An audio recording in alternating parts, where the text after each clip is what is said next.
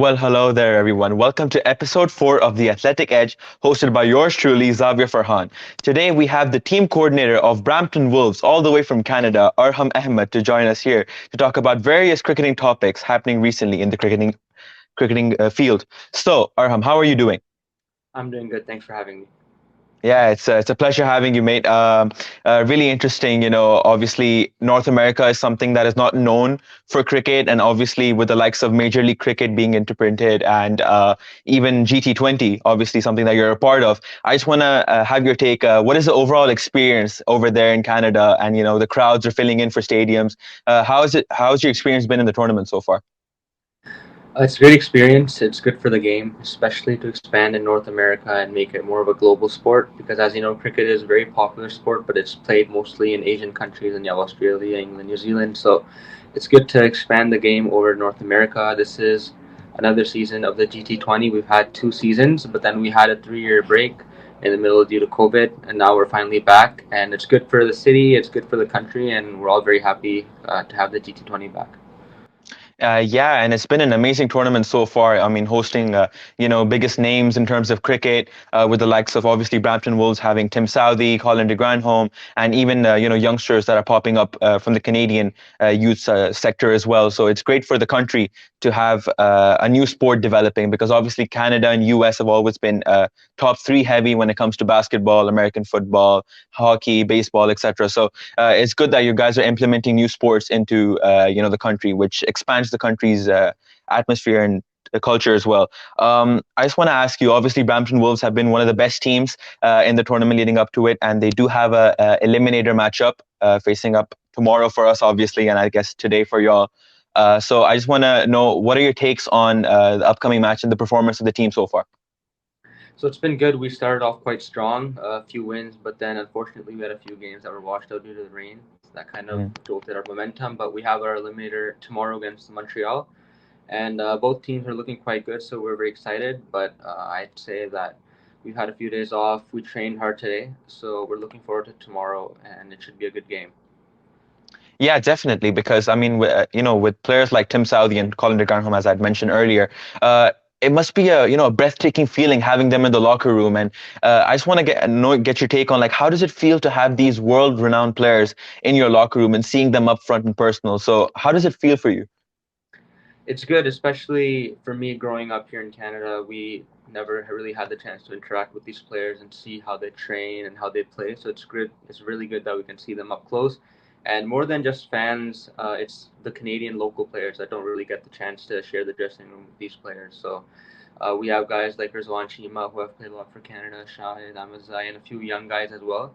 And it's a great experience for them to share the dressing room with these legends, and especially since we have Shane Bond as our head coach. So under his mentorship, it's amazing for everyone to play under, and it's a great experience mostly for Canadian players and just youngsters that can be inspired and that can inspire the next generation of players in North America as well to pick up the sport.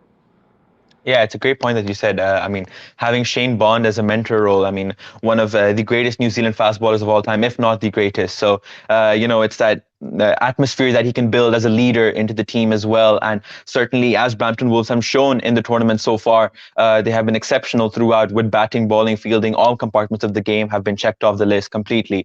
And I just want to know, I mean, with the eliminator coming up, and obviously this is season 3 of GT20. So, I want to know, do you think this tournament has what it takes? I mean, we've seen tournaments like PSL gradually increasing, bringing in more top products, bringing in more players. Box office matches are being included now. So, do you believe GT20 has what it takes for the next few years to become one of the top leagues in the world?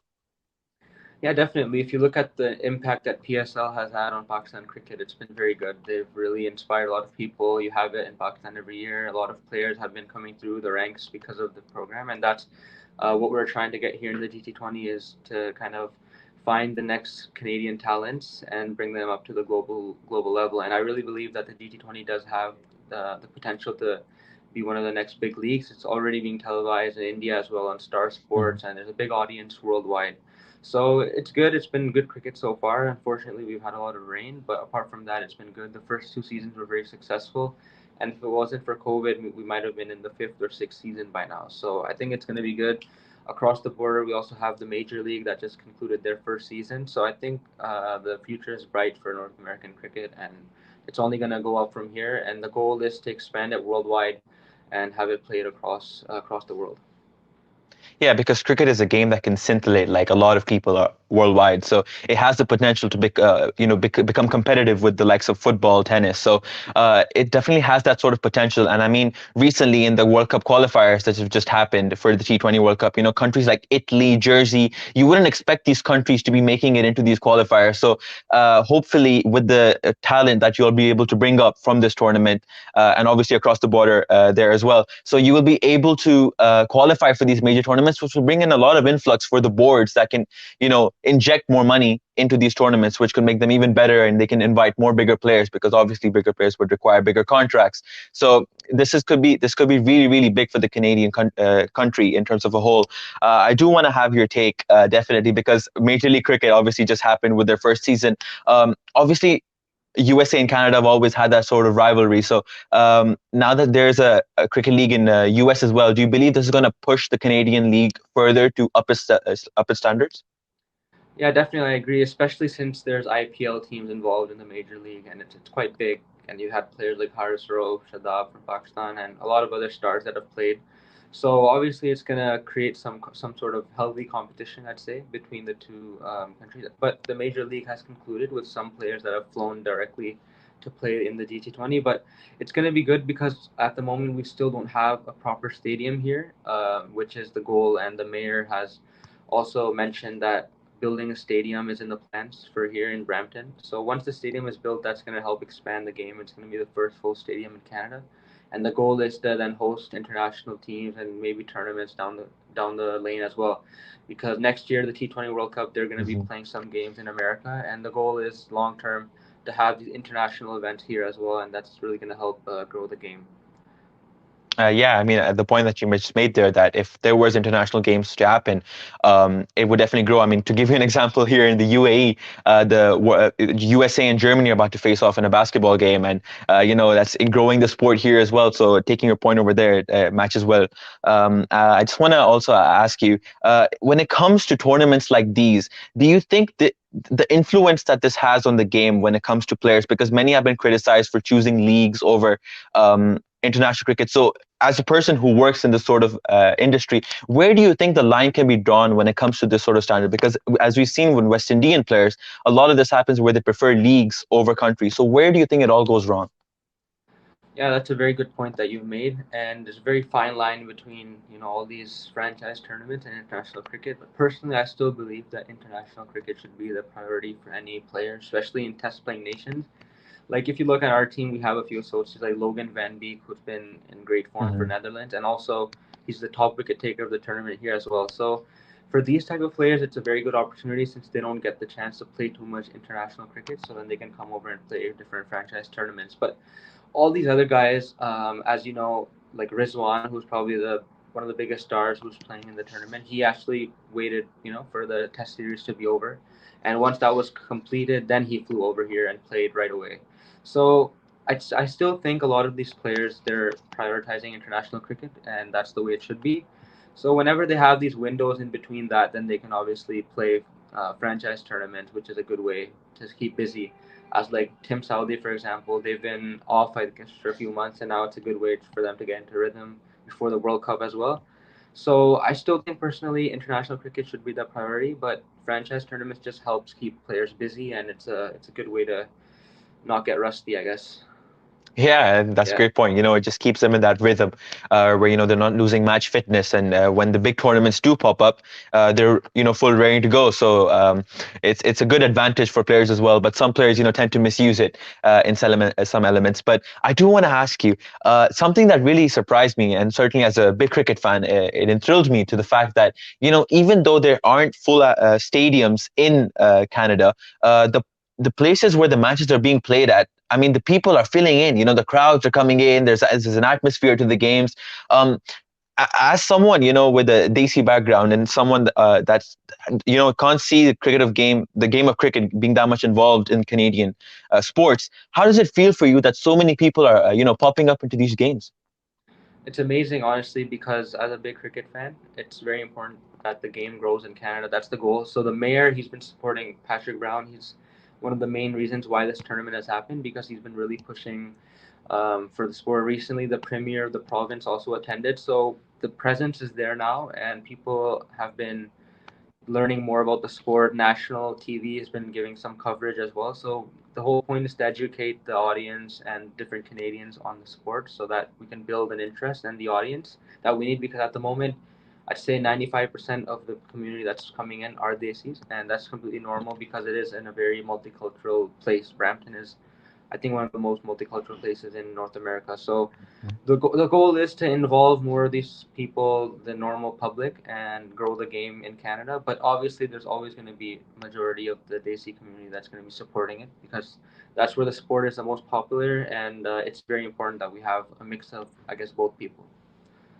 Yeah, and I do want to, get your take on another topic. Obviously, with the likes of expats that are in Canada, Indian Pakistanis, they have that involvement in certain aspects of the game, so they will come up to show. But I do want to ask you, in terms of GT20, what are the future plans moving forward that will implement the Canadian citizens to get involved into the game, where they will, start to accept this as, this is something that we want to watch, something we want to pay for. So moving forward, what could be the plans that GT20 could see into that could commercialize the sport a lot more for Canadians inside the country? Yeah, so first of all, CBC is, I guess, the Canadian broadcast channel. So they've actually been live streaming the whole tournament, which is a big bonus. Apart from that, there's been a lot of different, premiers, mayors. They've been coming in to see the game. They've been promoting it as well. And the whole point is, the end goal is to get a stadium built because once the stadium is built, then that is going to, it's going to be a no-brainer that we need to have these games, and it's very important for us because I think cricket is the first or second fastest growing sport in the country, which is very surprising. So because of all these factors, it's very important that a stadium is built. And once that is built, then there's no denying that it's going to be one of the biggest sports moving forward here. But no one can replace the hockeys, the basketball, the baseball, because that's what the culture is built around. But it's still important that we build cricket up to the point that it can sustain itself here, and we can have different games and tournaments long term, and balance it with other sports that we have. Yeah, because that's the end goal Yeah. for all of this. That's the end goal. So I think that was a great point that you added, that if we were able to get that stadium, because that stadium is that big boost. Yep. Because obviously to maintain the stadium you need money, and to get money you Exactly. have to play games inside the stadium. So that was a great point that you made there. And obviously someone who is a big fan of cricket, you must be very happy that it's being involved into your country. And the city of Brampton is a big country for many Canadians. It's one of the center points of tourism there. So, do you believe that cricket as a whole, if it becomes a sport, because many people travel over to see games, of basketball, hockey. So, do you think this could grow the sport even more because people are tending to travel to these games? So that could even grow the sport even more to that venture? Uh, Yeah, I definitely agree. I think we've actually met a few people that have come from New York even to watch the game. So, like personally, I don't even live here. I live 4 or 5 hours away in Ottawa. It's the capital. So Yeah, even Ottawa. I even came here to work for this tournament. So everyone across Canada, they're trying to make their way here to catch a few games.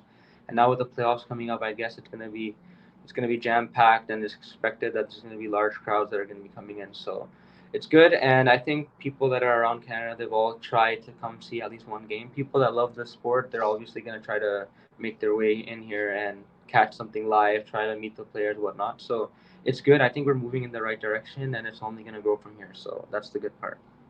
Yeah, and I mean, hopefully, Brampton Wolves do end up winning the whole thing. Yeah. I guess we're all hoping for that because you'll have big names in your teams, and sometimes these tournaments are what players need to make a name for themselves. Yeah, it's a good opportunity for all players, like especially Logan Van Beek, who's been the leading Yeah. rounder for our team. He's been the highest wicket taker, and apart from that, we have Usman Khan from UAE, Hmm. who's been performing well. And all these guys, it's been a team performance under the captaincy of Tim Southee, who's one of the most seasoned bowlers in the world. So Hmm. it's a very balanced squad, and everyone has been benefiting from that. And we just hope to carry a good momentum forward and hopefully lift the trophy.